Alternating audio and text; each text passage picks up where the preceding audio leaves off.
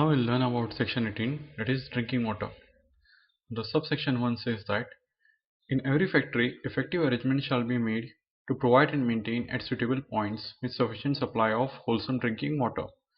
Now the factory has to make a sufficient arrangement so that all people working in the factory get drinking water, and this drinking point should be located at such a location that they are clearly accessible to all. Now the second subsection, all such points shall be legibly marked drinking water in a language understood by majority of the workers, and no such point shall be situated within 6 meters from latrine and open drain, etc. Now all these points shall be clearly marked with drinking water, as there are a lot many chemicals inside a plant which look like water. Similarly, water is basically used for various processes, then cleaning, washing. So how a new person is supposed to know which is drinking water and which is not? So this drinking point has to be clearly marked in a language which are clearly understood by majority of the worker as drinking water, or any other language which majority of the worker understands, so that they know this is a place where we have to drink water. And this drinking water should not be located within 6 meters of any of this. If there is any dirt close by, any effluent close by, or latrine, spittoons, washing places, all these places, the drinking water shall not be located within this 6 meters of this places. Next option, in every factory wherein more than 250 workers are ordinarily employed, provision shall be made for cool drinking water during hot weather. Now if more than 250 workers are employed, then you have to make provision for cool drinking water, okay, especially during hot weather. State government may make rules securing the compliance with the provision of the above section and for the examination by the prescribed authorities of the supply and distribution of drinking water. Now state government is given the authority to make rules as far as the compliances of this 3 subsection is concerned, and also if there are an examination, and also the rules regarding the examination by the prescribed authority. Now we'll learn about section 18, that is drinking water. This section has got 4 subsections. The first one says that in every factory, effective arrangement shall be made to provide and maintain at suitable points with sufficient supply of wholesome drinking water. Now every factory has to make arrangement to provide a sufficient amount of water to each of its worker, and this drinking points should be located at such a location that it should be easily accessible to everyone. Now subsection 2, all such points shall be legibly marked drinking water in a language understood by majority of the workers, and no such point shall be situated within 6 meters from latrine, open drain, etc. Now all these points which are located should be marked with drinking water. Now as we know, there are various chemicals used in a company which look like water. Similarly, the water is being used for washing, water is being used for process, cooling purposes. So how a newcomer is supposed to know which is drinking water and which is not? So the point where the drinking water is kept, it should be clearly marked as drinking water, and it should be in a language which is usually understood by majority of the workers. And the second thing that says that it should not be located within 6 meters from latrine, open drain, etc. Now latrines, spittoons, washing place are the places which are very dirty, and the drinking place should not be within 6 meters of any of this. Okay, so we'll move on to next subsection 3. In every factory wherein more than 250 workers are ordinarily employed, provision shall be made for cool drinking water during hot weather. Now if your factory has more than 250 workers, so you need to make arrangement for cool drinking water, especially in hot weather, that is summer season. Subsection 4, state government may make rules for securing compliance with the provision of the above subsection and for the examination by the prescribed authorities of the supply and distribution of drinking water. Now the power has been given to the state authority to make rules regarding the above 3 subsection, and also the examination by the prescribed authority. Now they have to appoint a prescribed authority for the examination of the supply and distribution of drinking water. Now we'll go on to the state factory rules, that is Goa factory rules. This is a summary of Goa factory rules regarding drinking water. The first one is quantity of drinking water, at least 5 liters a day per worker. Now, each worker in a factory should be provided with at least 5 liters of water per day.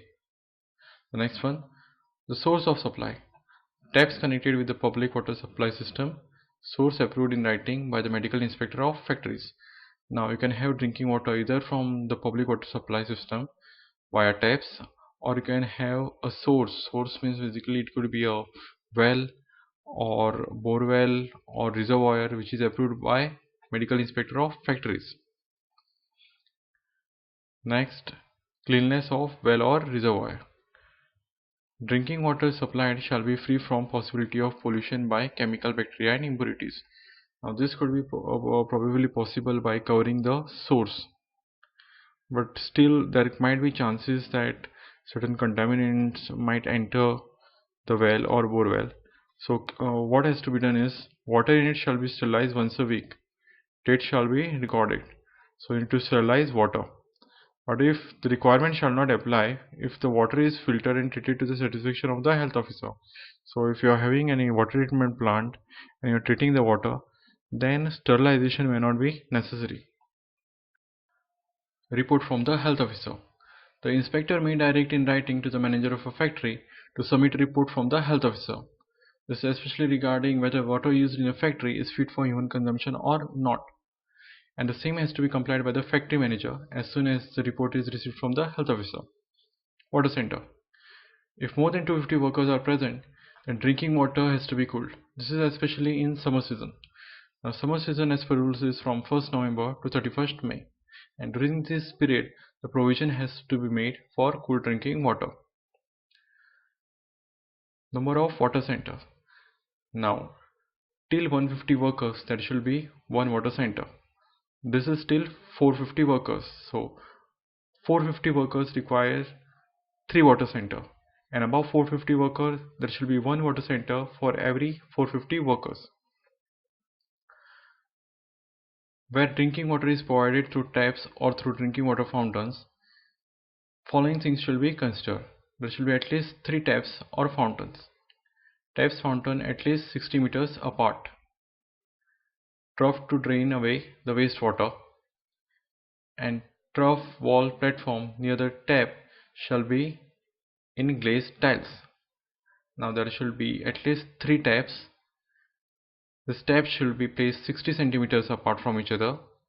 Now trough that is used should also be maintained clean, and the trough should carry the wastewater, and the trough, the walls and the platform near the tap should be in glazed tiles. Now this is as far as the Goa factory rules saying about drinking water. Now we'll learn about section 19, that is latrines and urinals. This section has got 3 subsections, and the subsection 1 has got many clauses. We'll go through this one by one. Sufficient latrine and urinal accommodation of prescribed type shall be provided, conveniently situated and accessible to workers. The latrine is what you can see in this image. This is latrines, and beside this is the urinal. Latrine is used by both male and female, whereas urinal is used only by the males. And they are talking about sufficient latrine and urinal, which means that number of latrines or urinal. This is something which state government has to decide as how many latrine or urinal should be there for a given number of workers employed in that factory. And this latrine and urinal should be conveniently situated, such that you don't have to walk a great distance to go to latrine or urinal. Even if the latrine or urinal is located on the 5th floor, it should not happen that you are walking on the 1st floor and you need to go climb all the steps to go to the 5th floor. It should be located close by, so it is conveniently accessible. And also it should be accessible to workers, so that there should basically not be any hindrances or obstruction in front of that, so that it's poorly accessible. It should be easily accessible to all workers. Clause B. Separate enclosed accommodation shall be provided for male and female workers. So this is talking about the latrine which is provided for the male should be separate from what is provided for the females. Clause C. Such accommodation shall be adequately lighted and ventilated. Properly lighted as it is to be maintained in a good sanitary condition, and ventilated because there should not be any foul odor which is trapped inside and making it uncomfortable for the workers.